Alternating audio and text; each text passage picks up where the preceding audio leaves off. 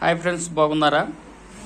ఈరోజు నా దగ్గర భారతదేశపు పాత నోట్లు రెండు ఉన్నవి. ఇవి 10 రూపీ నోటు. చూడండి ఫ్రెండ్స్,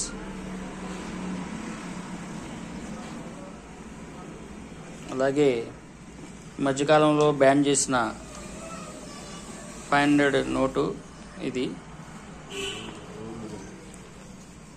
చూడండి ఫ్రెండ్స్,